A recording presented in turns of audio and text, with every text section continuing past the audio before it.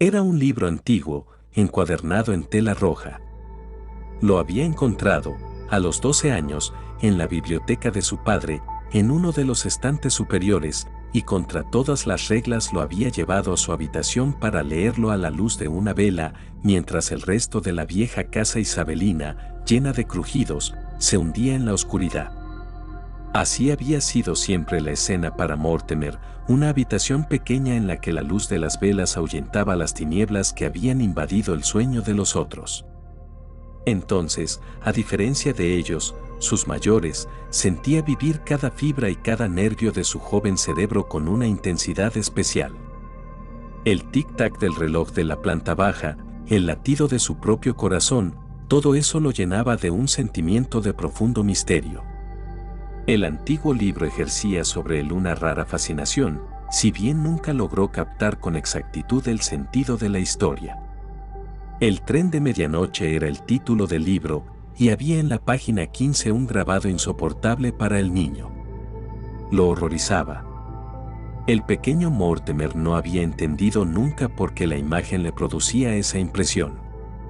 Ciertamente, era un niño imaginativo, pero de ningún modo enfermo. Y pasaba la página 15, como había pasado antes los rincones de la escalera, cuando aún no tenía 6 años, o como el personaje del viejo marinero, que, tras de haber mirado una sola vez en torno suyo el camino desierto, sigue su marcha sin volver jamás la cabeza. Aparentemente, no había en la imagen nada que pudiera justificar ese pavor obsesivo. La penumbra que bañaba la imagen, eso era lo más impresionante. Mostraba el andén de una estación ferroviaria desierta, iluminado por la luz de una bombilla, un andén desierto que sugería un empalme perdido en una región aislada. No había sino una silueta en el andén, la silueta oscurísima de un hombre a pie a unos cuantos pasos de la bombilla, con el rostro invisible, vuelto hacia la negra boca de un túnel que, por alguna secreta razón, sumergía al niño en un abismo de terror. El hombre parecía escuchar.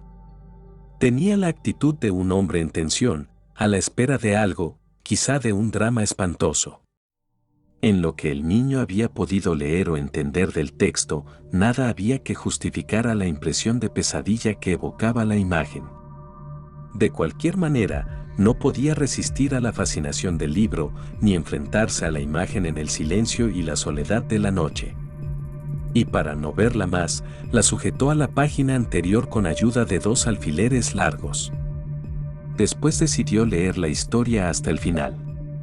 Pero siempre se dormía antes de llegar a la página 50, los contornos de lo que había leído la víspera se desvanecían, y a la noche siguiente comenzaba de nuevo y, una vez más, se dormía antes de llegar a la página 50.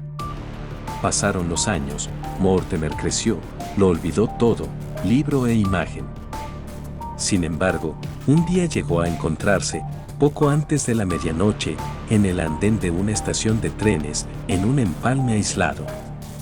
Y cuando el reloj de la estación dio las 12, recordó. Recordó como un hombre que saliera de un sueño prolongado.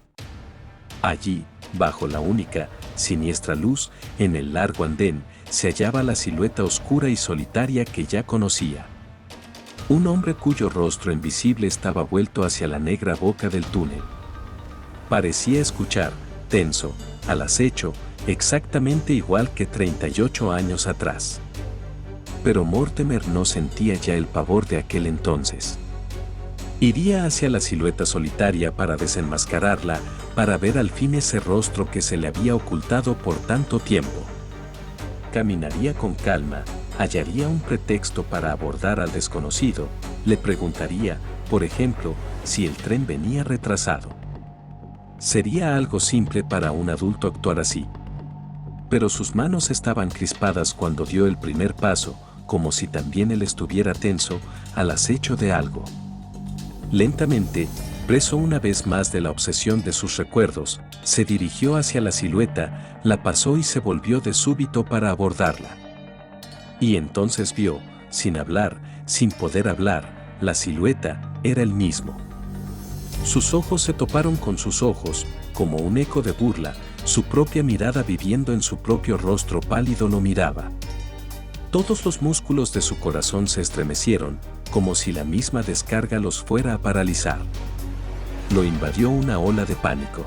Se volvió, jadeante, y luego se precipitó en una huida ciega, atravesó la sala de espera de la estación, corrió hacia el largo camino iluminado por la luna. Los alrededores parecían totalmente desiertos.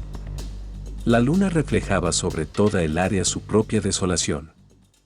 Se detuvo un instante y entonces oyó, como el eco de los suyos, los pasos entrecortados de un ser que lo seguía y atravesaba en ese momento la sala de espera.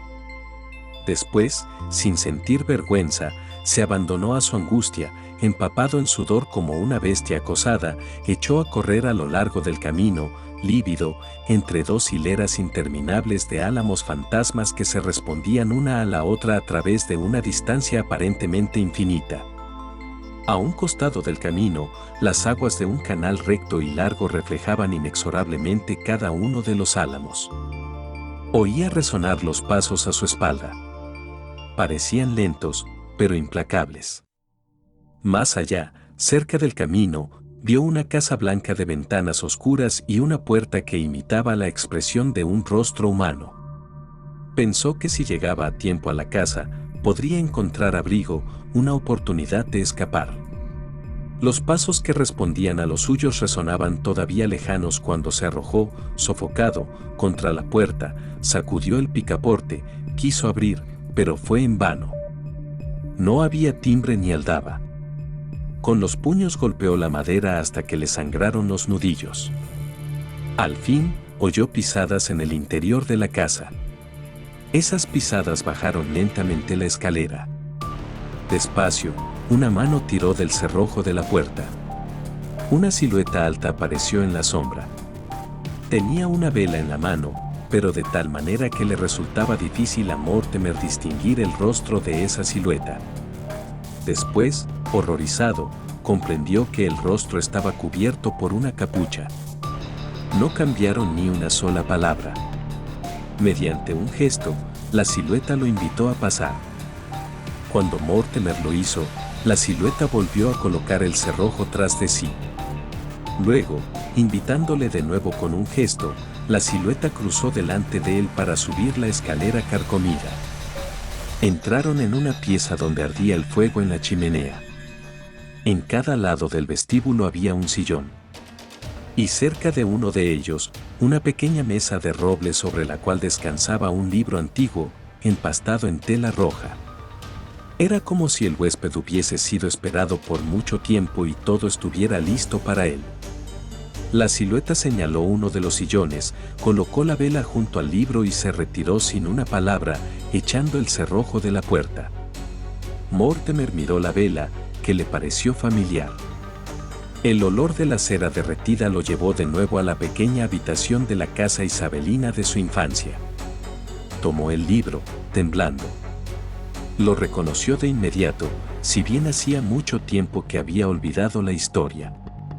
Recordó de pronto la mancha de tinta sobre la página del título. Más tarde, sintió un estremecimiento al llegar a la página 15, que había prendido con alfileres, para ocultarla cuando aún era niño. Los alfileres seguían ahí. Volvió a comenzar el libro. Estaba resuelto a leerlo ahora hasta el final y a descubrir el significado de todo aquello. Sentía que todo estaba en esas páginas. El tren de medianoche era el título del libro. Y mientras leía, las cosas se aclaraban lenta, inexorablemente. Era la historia de un hombre que en su infancia había encontrado un libro, una de cuyas imágenes lo aterrorizaba. Había crecido, perdiendo ese recuerdo. Pero una noche, sobre el andén de una estación desierta, se hallaba en la misma escena representada en la imagen, veía la silueta solitaria bajo la bombilla, y luego de reconocerla, emprendía la fuga, horrorizado. Se refugiaba en una casa al borde de la carretera, era conducido a una pieza donde lo esperaba el libro. Finalmente, se ponía a leer desde la primera hasta la última línea. Y ese libro llevaba también por título El tren de medianoche. Y era la historia de un hombre que en su infancia, así, para siempre, al infinito. No había salida posible. Sin embargo, cuando Mortimer encontró por tercera vez la historia de la casa junto a la carretera, una sospecha más aguda lo invadió lenta, inexorablemente. Aunque no hubiera salida, al menos podía tratar de comprender mejor los detalles del extraño círculo en el que estaba atrapado. Pero los detalles no tenían nada de particular. Existían desde siempre. Simplemente, Mortimer nunca había captado su sentido profundo. El ser misterioso e inquietante que lo había conducido por la vieja escalera, ¿quién era? En cuanto a esto, la historia mencionaba algo que se le había escapado a Mortimer. Este bizarro anfitrión que le había dado asilo era más o menos de su misma talla. ¿Acaso también él? ¿Era por eso que llevaba el rostro oculto? En el momento mismo en que se planteaba esta pregunta, oyó el ruido de la llave en la puerta cerrada. El misterioso anfitrión se le acercó por las espaldas. Ahora estaba allí, sentado frente a Mortimer, al otro lado del fuego. Con una horrible indolencia, como una mujer que se dispone a arrancarse un velo, levantó la mano para quitarse la capucha. Mortimer sabía qué rostro era ese. Pero, ¿estaría muerto o vivo? No había sino una salida, una sola. Cuando Mortimer se precipitó hacia adelante y se aferró a su atormentador, fue atrapado a su vez por la garganta con la misma fuerza brutal. Los ecos de sus gritos estrangulados se confundieron indistintamente. Y cuando se apagaron se hizo en el cuarto un silencio tal, que habrían podido oírse el tic-tac del reloj de la planta baja, el latido de su propio corazón, la queja larga y cadenciosa del mar sobre la costa lejana, igual que 38 años atrás. Pero Mortimer pudo escapar al fin. Después de todo, quizá logró tomar el tren de la medianoche.